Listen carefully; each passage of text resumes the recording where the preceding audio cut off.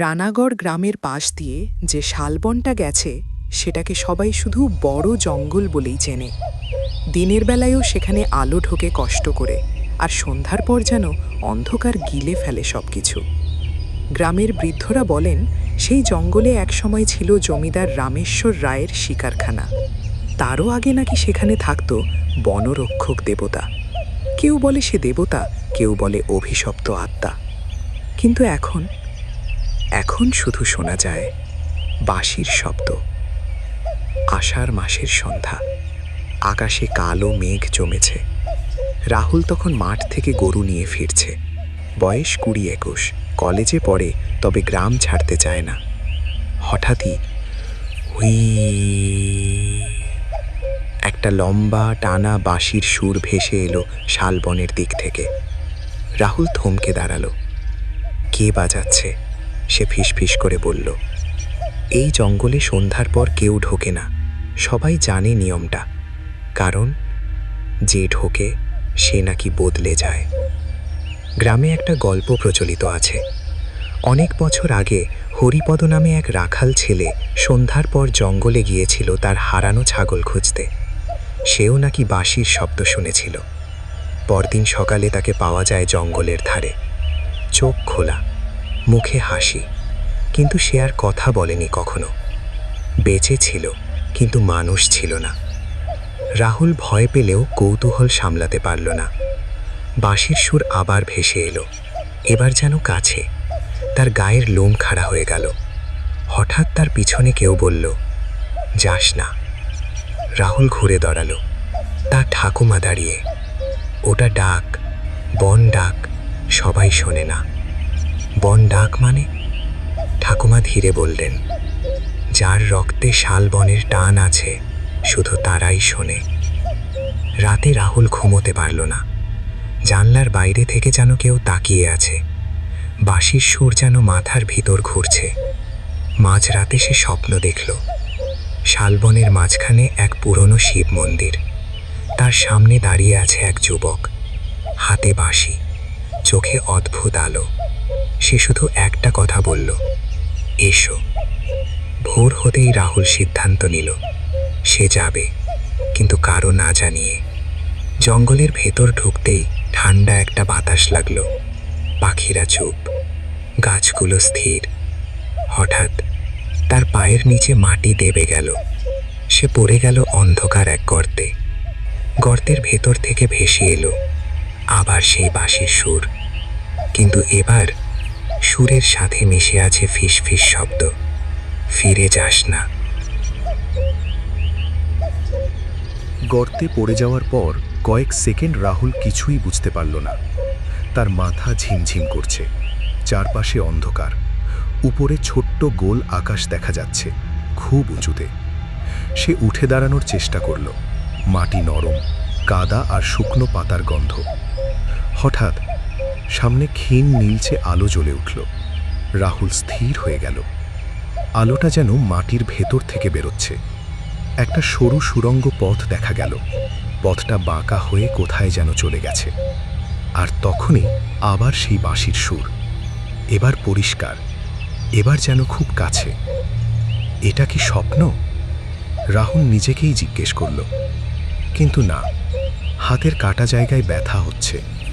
এটা বাস্তব।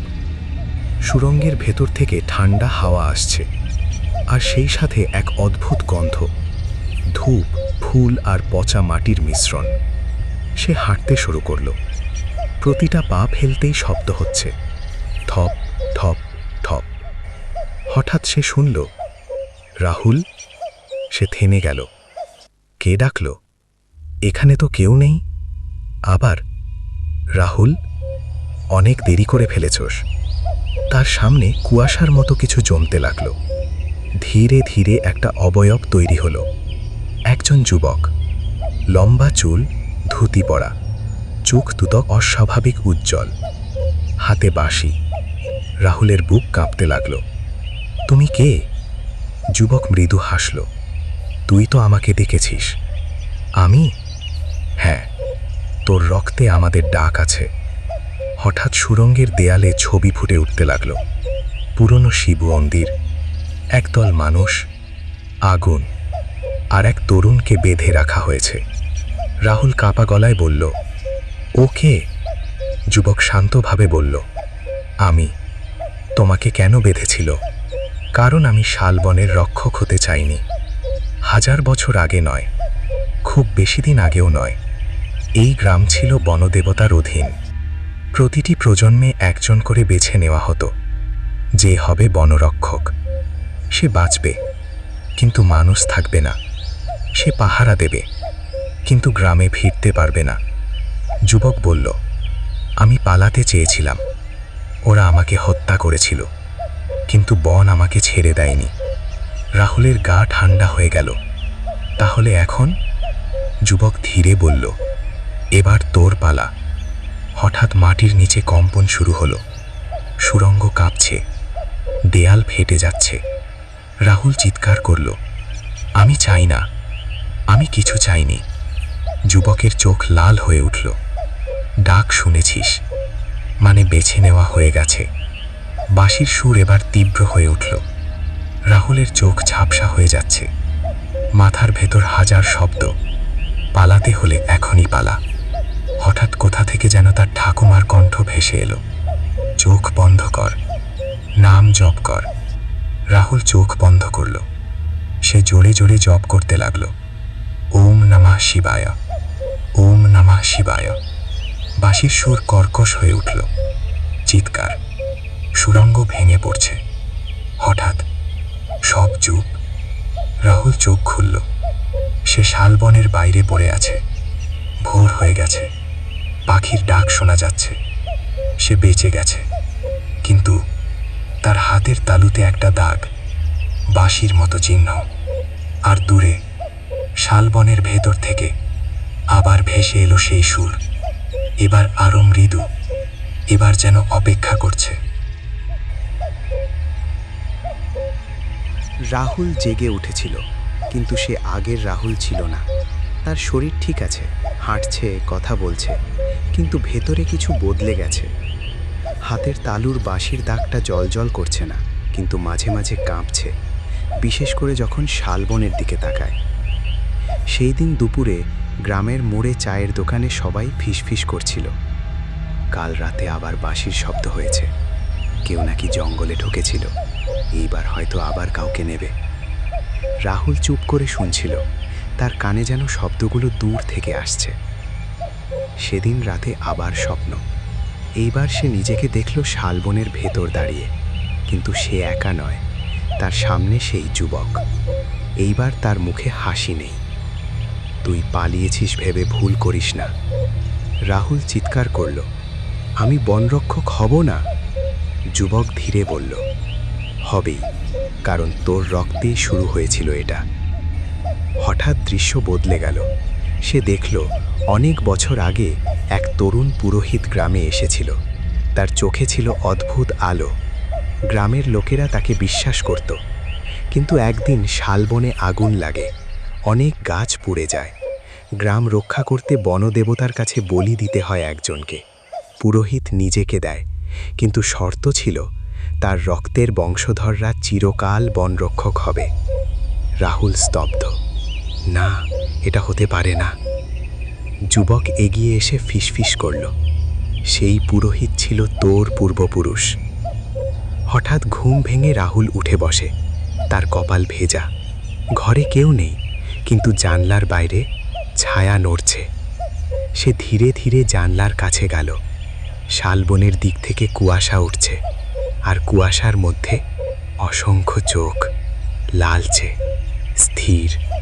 তার বুক ধরফর করতে লাগলো। পরদিন সকালে তার ঠাকুমা তাকে ডেকে বললেন, তোর হাতে দাগ উঠেছে, তাই না?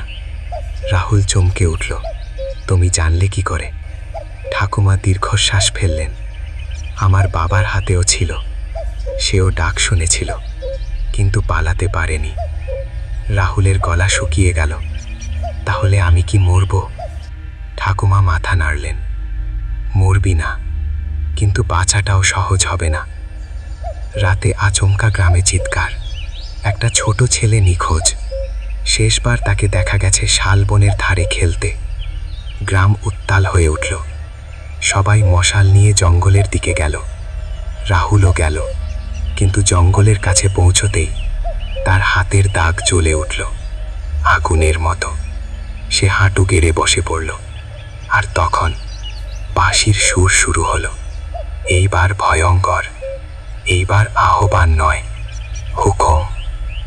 সবাই একে একে অচেতন হয়ে পড়তে লাগল। মশাল নিভে গেল, শুধু রাহুল দাঁড়িয়ে। অন্ধকারের ভেতর থেকে সেই যুবক বেরিয়ে এলো, কিন্তু এইবার সে একা নয়, তার পেছনে অসংখ্য ছায়ামূর্তি। সময় হয়ে গেছে, সে বলল, এইবার তোকে ঠিক করতেই হবে। তুই রক্ষা করবি, না ধ্বংস। রাহুলের চোখে জল চলে এলো। আমি কাউকে মরতে দেব না। যুবক ধীরে বাঁশি তুলল ঠোঁটে। তাহলে বাজা। রাহুল বুঝতে পারল, বাঁশিটা এখন তার হাতে। সে কবে নিল, কিভাবে নিল, সে জানে না, কিন্তু বাঁশি তার হাতেই। রাহুলের হাত কাঁপছে। বাঁশিটা ঠান্ডা, কিন্তু ভেতর থেকে যেন স্পন্দন হচ্ছে, ঠিক হৃৎস্পন্দনের মতো। চারপাশে সবাই অচেতন। মশালের আগুন নিভে গেছে, শুধু শালগাছগুলোর মাথায় অদ্ভুত কালচে আলো। সেই যুবক এখন আর পুরো মানুষ নয়, তার শরীর আধা ছায়া, আধা রক্ত মাংস। সে বলল, বাজা, না হলে ছেলেটা বাঁচবে না। অন্ধকারের ভেতর থেকে ছোট্ট ছেলের কান্না শোনা গেল। রাহুল চোখ বন্ধ করল। তার মাথার ভেতর ঠাকুমার কথা, ডাক এলে ভয় পাস না, কিন্তু নিজের ইচ্ছা ভুলিস না। সে বাঁশিটা ঠোঁটে তুলল। প্রথম সুর বেরোতেই পুরো জঙ্গল কেঁপে উঠল। সুরটা আগের মতো ভয়ঙ্কর নয়, এটা গভীর, ভারী, যেন মাটির ভেতর থেকে উঠছে। ছায়ামূর্তিগুলো থমকে গেল। যুবকের চোখ বড় হয়ে গেল। না, এই সুর তো আমার নয়। হঠাৎ শালবনের মাটির নিচ থেকে আলো বেরোতে লাগল। একটা পুরনো শিব মন্দিরের অবয়ব ফুটে উঠল। ভাঙা চূড়া, শেওলা ধরা পাথর।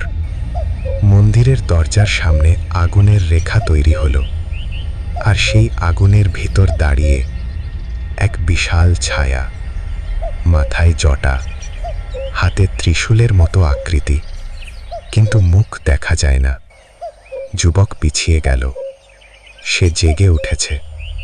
রাহুলের মাথার ভেতর শব্দ, রক্ষা মানে শুধু পাহারা নয়, রক্ষা মানে ভারসাম্য।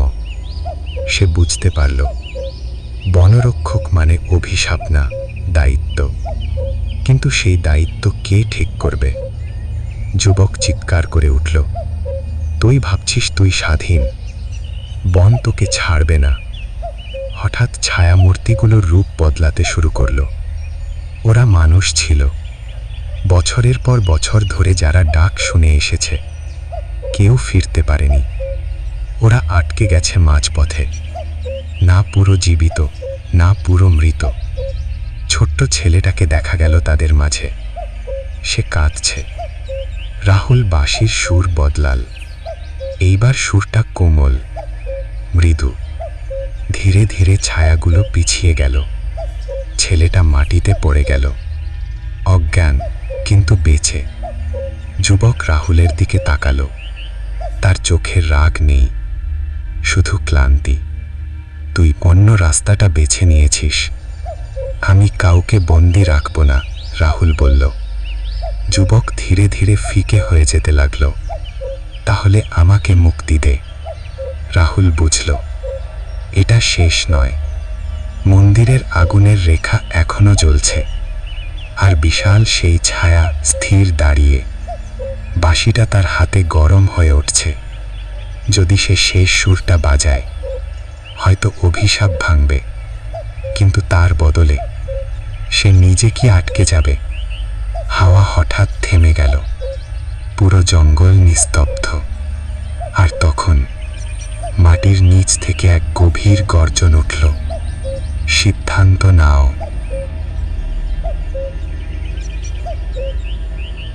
জঙ্গল নিস্তব্ধ। মন্দিরের সামনে আগুনের রেখা জ্বলছে। বাতাস নেই, পাখির শব্দ নেই, শুধু সেই গভীর গর্জন। সিদ্ধান্ত নাও। রাহুলের বুক ধড়ফড় করছে। তার সামনে 3টে পথ। 1, বাঁশি ভেঙে ফেলবে। 2, সে সুর বাজাবে। 3, পালিয়ে যাবে। কিন্তু সে জানে পালালে আরেকজনকে নিতে হবে বন। সে যুবকের দিকে তাকালো। তুমি মুক্তি চাও? যুবক মাথা নাড়ল। আমি রক্ষক হতে চাইনি, আমাকে জোর করে বেঁধে রাখা হয়েছিল। তুই যদি নিজের ইচ্ছায় সিদ্ধান্ত নিস, তোর ভাগ্য আলাদা হতে পারে। মানে?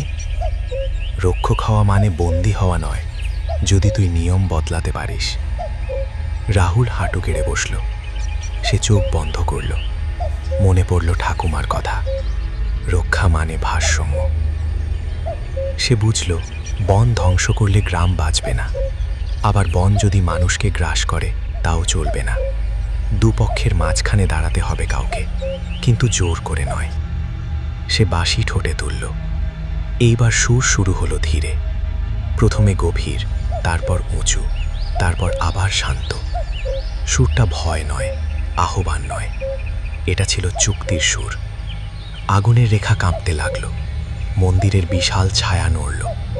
ধীরে ধীরে তার অবয়ব পরিষ্কার হলো। এটা কোনো দৈত্য নয়, এটা বিশাল প্রাচীন এক সত্তা। গাছের শিখর, ধোঁয়া, ছায়া আর আলো দিয়ে তৈরি। তার কণ্ঠ মাটির ভেতর থেকে উঠে এলো। তুই কি স্বেচ্ছায় ভারসাম্য রক্ষা করবি? রাহুল চোখ খুলল। হ্যাঁ, কিন্তু কাউকে বন্দি করা হবে না। মুহূর্তের জন্য সব কিছু থেমে গেল। তারপর ছায়ামূর্তিগুলো একে একে আলোর কণায় ভেঙে গেল। যুবক ধীরে ধীরে স্বচ্ছ হয়ে উঠল। তার মুখে শান্তি। তুই পেরেছিস, সে ফিসফিস করল। তার শরীর বাতাসে মিলিয়ে গেল। আগুনের রেখা নিভে গেল। মন্দিরের অবয়ব আবার মাটির নিচে ডুবে গেল। জঙ্গল স্বাভাবিক হতে শুরু করল। পাখির ডাক ফিরে এলো। ছোট্ট ছেলেটা জ্ঞান ফিরে কাঁদতে লাগলো। গ্রামের লোকজন ধীরে ধীরে জেগে উঠল। তারা কিছুই মনে করতে পারছে না। শুধু রাহুল দাঁড়িয়ে আছে। তার হাতে বাঁশি নেই, দাগটাও নেই। কিন্তু গল্প এখানেই শেষ নয়। সেই রাতের পর থেকে শালবনে আর কখনো জোর করে ডাক শোনা যায়নি। তবে পূর্ণিমার রাতে মাঝে মাঝে দূর থেকে খুব হালকা একটা সুর ভেসে আসে। ভয়ঙ্কর নয়, শান্ত, যেন পাহারা দিচ্ছে কেউ। রাহুল এখন আগের মতোই কলেজে যায়, গ্রামে কাজ করে, হাসে। কিন্তু মাঝে মাঝে সন্ধ্যায় সে একা শালবনের ধারে গিয়ে দাঁড়ায়, চোখ বন্ধ করে। কারণ সে জানে রক্ষক মানে অদৃশ্য হওয়া নয়, রক্ষক মানে সজাগ থাকা। শালবনের সেই ঘটনার পর 3 মাস কেটে গেছে। গ্রাম আবার স্বাভাবিক। লোকজন ধীরে ধীরে ঘটনাটা ভুলে গেছে। ছেলেটাও পুরো সুস্থ। কিন্তু রাহুল জানে সব শেষ হয়নি। কারণ গত 3 রাত ধরে সে একই স্বপ্ন দেখছে। শালবন শুকিয়ে যাচ্ছে, পাতা ঝরে পড়ে ধুলোর মতো হয়ে যাচ্ছে। গাছের গায়ে ফাটল, আর মাটির নিচ থেকে আসছে পোড়া গন্ধ। একদিন সকালে গ্রামে খবর এলো, জঙ্গলের এক অংশে আগুন লেগেছে। কেউ নাকি রাতে লুকিয়ে গাছ কাটছিল। তারপর আগুন ছড়িয়ে পড়ে। রাহুলের বুক ধক করে উঠল। সে ছুটে গেল, দেখল শালগাছের এক বিশাল অংশ কালো হয়ে গেছে। কিন্তু অদ্ভুত ব্যাপার, আগুন ছড়ায়নি, যেন কেউ মাঝপথে থামিয়ে দিয়েছে। রাহুল গাছের পোড়া অংশে হাত রাখল। হঠাৎ তার শরীর দিয়ে কাঁপুনি চলে গেল। মনে হলো মাটির নিচে কেউ কাঁদছে। এই কাঁদাটা আগের মতো শক্তিশালী নয়, এটা দুর্বল, কষ্টে ভরা। তার কানে শব্দ এলো, ভারসাম্য ভাঙছে। সেই রাতে রাহুল আবার শালবনের ধারে গেল। পূর্ণিমা, হালকা কুয়াশা। হঠাৎ সে দেখল মন্দিরের জায়গায় এবার হালকা ফাটল। মাটি যেন ফেঁপে উঠছে, আর সেই ভাগ দিয়ে বেরোচ্ছে লালচে আলো। কিন্তু এবার সেই আলো শান্ত নয়, রাগে ভরা। হঠাৎ পেছন থেকে কণ্ঠ, তুই ভাবছিস সব ঠিক হয়ে গেছে? রাহুল ঘুরে দাঁড়ালো। সামনে দাঁড়িয়ে এক অচেনা লোক, কালো পাঞ্জাবি, চোখে অদ্ভুত হাসি। কে আপনি? লোকটা বলল, যে আগুন লাগিয়েছে। রাহুল স্তব্ধ। কেন? লোকটা ধীরে বলল, এই বন অনেক দিন ধরে গ্রামের ওপর রাজত্ব করছে, মানুষকে ভয় দেখিয়ে রেখেছে। আমি ভয় ভাঙতে এসেছি।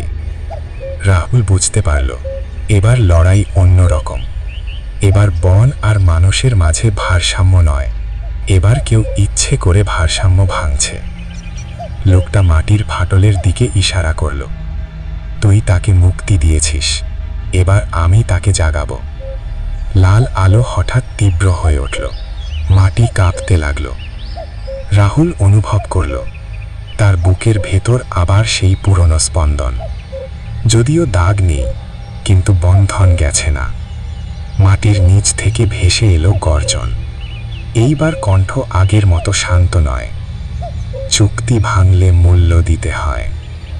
অচেনা লোকটা হেসে উঠল, দেখি কে কাকে রক্ষা করে। হঠাৎ শালগাছগুলোর ছায়া লম্বা হয়ে মাটিতে ছড়িয়ে পড়ল। ছায়াগুলো একে অপরের সাথে জড়িয়ে যেন নড়ছে। রাহুল বুঝল, দ্বিতীয় অধ্যায় শুরু হয়েছে। এবার হয়তো বন রক্ষা নয়, বনকে রাগ থেকে থামাতে হবে। লাল আলো তীব্র হয়ে উঠতেই মাটি ফেটে উঠল। ফাটলের ভেতর আগুন নেই, কিন্তু আলোটা যেন আগুনের থেকেও গরম। অচেনা লোকটা দুহাত ছড়িয়ে দাঁড়ালো।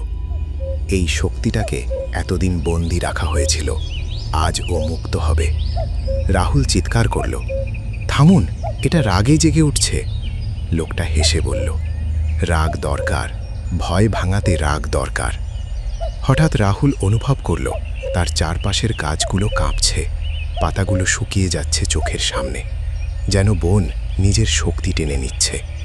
মাটির নিচ থেকে সেই গর্জন আবার উঠল, মানুষ প্রতিশ্রুতি ভেঙেছে। রাহুল দাঁতে দাঁত চেপে বলল, সব মানুষ না। অচেনা লোকটা সামনে এগিয়ে এলো, তার চোখে লাল আলা ফুটে উঠেছে। তুই বুঝতে পারছিস না, এই বন ভয় দিয়ে মানুষকে বেঁধে রেখেছে, আমি আগুন দিয়ে মুক্ত করব। তার হাতের তালুতে ছোট্ট আগুনের গোলা জ্বলে উঠল। এটা সাধারণ আগুন নয়, এটা নীলচে দবদবে। রাহুল হঠাৎ বুঝতে পারল, এই লোকটা শুধু মানুষ নয়, তার শরীরের চারপাশে হালকা ধোঁয়ার রেখা ঘুরছে, যেন আগুন তার ভেতরেই বাস করে। আপনি কে? রাহুল জিজ্ঞেস করল। লোকটা ধীরে বলল, আমাকে অনেকে বলে অগ্নিজ, আগুনের সন্তান। অগ্নিজ মাটির ফাটলে আগুনের গোলাটা ছুঁড়ে দিল। সঙ্গে সঙ্গে লাল আলো বিস্ফোরিত হলো। শালগাছের ছায়াগুলো হঠাৎ জীবন্ত হয়ে উঠল। লম্বা বিকৃত অবয়ব নিয়ে তারা মাটির ওপর উঠে দাঁড়ালো। এবার বন শুধু কাঁদছে না, বন লড়তে প্রস্তুত। রাহুলের বুকের ভেতর সেই পুরনো শক্তি জেগে উঠল। তার চারপাশে ঠান্ডা বাতাস ঘুরতে লাগল। আগুন আর বাতাস, দুটো শক্তি মুখোমুখি। মাটির নিচ থেকে কণ্ঠ ভেসে এলো, ভারসাম্য রক্ষা করো, না হলে সব পূর্বে। অগ্নিজ হেসে বলল, পোড়া থেকেই নতুন জন্ম হয়। ছায়াগুলো অগ্নিজের থেকে ঝাঁপিয়ে পড়ল। সে হাত নেড়ে আগুনের ঢেউ তুলল। আগুন ছুতেই ছায়াগুলো কেঁপে উঠল, কিন্তু পুড়ল না, বরং আরও ঘন হয়ে গেল। রাহুল বুঝল, এই লড়াই আগুন বনাম বন নয়, এই লড়াই বিশ্বাস বনাম অহংকার। হঠাৎ আকাশে মেঘ জমল, বজ্রপাত হলো শালবনের মাঝখানে। রাহুল চিৎকার করল, থামুন, আপনি যা করছেন তাতে বন নয়, পুরো গ্রাম বিপদে পড়বে। অগ্নিজ থামল, কিন্তু তার চোখে দ্বিধা নেই। গ্রামকে আমি বাঁচাবো, বনকে বদলাবো। ঠিক তখনই ফাটলের ভেতর থেকে বিশাল কালো শিকড় বেরিয়ে এলো। ওগুলো সরাসরি অগ্নিজের পায়ের দিকে এগোতে লাগলো। বন এবার নিজেই সিদ্ধান্ত নিতে চলেছে। রাহুল বুঝল, এবার তাকে বেছে নিতে হবে। সে কি বনকে থামাবে না অগ্নিজকে? মাটি কেঁপে উঠল। শালগাছের শিকড় অগ্নিজের দিকে ছুটে গেল। বজ্রপাতের আলোতে সবকিছু লালচে হয়ে উঠল। রাহুল দাঁড়িয়ে রইল। তার হাতে আর বাঁশি নেই, কিন্তু মনে হচ্ছে তার ভেতরের শক্তি আগে থেকে জেগে আছে। ছায়াগুলো রাস্তায় ছড়িয়ে পড়ল। ওরা শুধু বন নয়, ওরা প্রাচীন রক্ষক।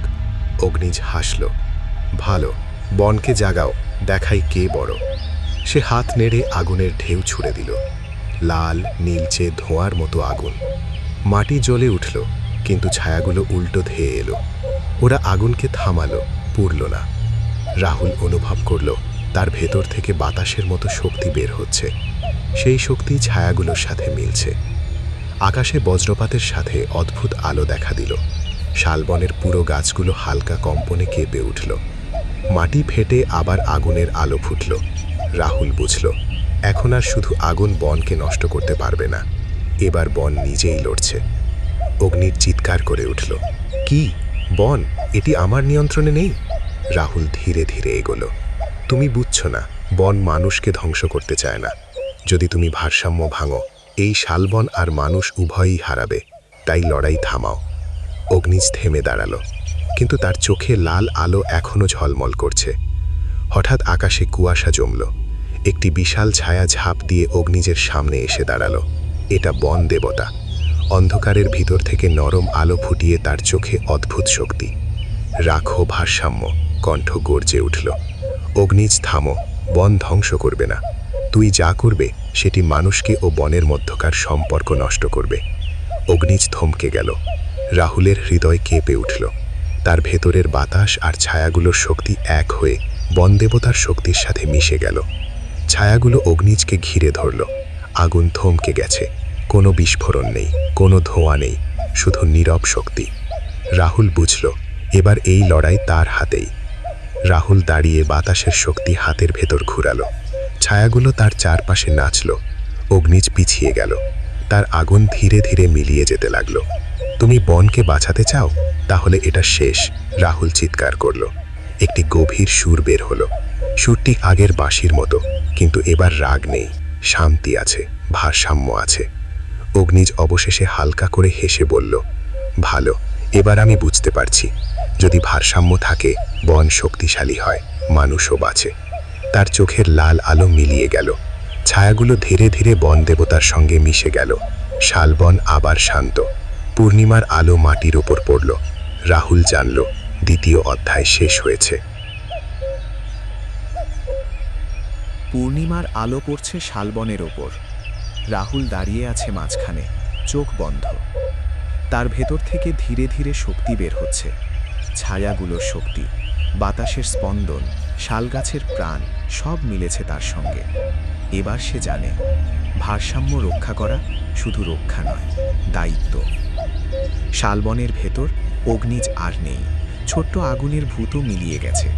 শুধু শান্তি আছে। মাটি আর গাছগুলো স্থির, আর পাখির ডাক ফেলে স্বাভাবিক রোদ ঝলমল করছে। রাহুল অনুভব করল, বন তার বন্ধু, শিক্ষক আর রক্ষক। মানুষও বন্ধু। এখন কেউ কাউকে ভয় দেখাবে না। রাহুল ধীরে ধীরে গ্রামে ফিরল। গ্রামের মানুষ কিছুই বুঝতে পারল না, শুধু রাহুলের চোখে কিছু অদ্ভুত জ্বালাপোড়া। সে জানে, এখনও শালবন তার সঙ্গে আছে, শুধু মনে রাখার মতো। কখনো কখনো সন্ধ্যায় দূর থেকে বাঁশির সুর আসে, কিন্তু ভয় নয়, শুধু মনে করিয়ে দেয় ভারসাম্য থাকা মানেই জীবন বাঁচানো। রাহুল কলেজে ফিরে যায়, গবেষণা করে শালবনের ইতিহাস। ছোট্ট ছেলেকে স্কুলে ভর্তি করায়। গ্রাম আবার শান্ত, শালবনও। কিন্তু সে জানে, যদি কেউ ভারসাম্য ভাঙতে চায়, শালবন নিজেই সাবধান করবে। আর রাহুল, সে শুধু পাহারা দেয়, অদৃশ্য, অশ্রুত, কিন্তু সবসময় প্রভূত দৃষ্টি রাখে। শেষ দৃশ্য, পূর্ণিমার রাত। শালগাছগুলো ধীরে ধীরে দুলছে। দূর থেকে ভেসে আসে একটি ধীর কোমল বাঁশির সুর। সুরটা আগের ভয়ঙ্কর নয়, শুধু শালবন আর মানুষের মধ্যে বন্ধনের গান। রাহুল একা বসে আছে, ধীরে ধীরে হেসে, চোখ বন্ধ করে। মনে মনে বলল, ভারসাম্য থাকুক, শালবন বাঁচুক, মানুষ বাঁচুক। শালবনের ছায়া শান্ত হয়ে গেছে, আর সেই ছায়া সবসময় তার সঙ্গে থাকবে। বন্ধুরা, এই ছিল আজকের গল্প। কেমন লাগলো অবশ্যই কমেন্ট করে জানাবেন। গল্প ভালো লাগলে লাইক এবং চ্যানেলটা সাবস্ক্রাইব করে রাখবেন পরবর্তী গল্প শুনতে।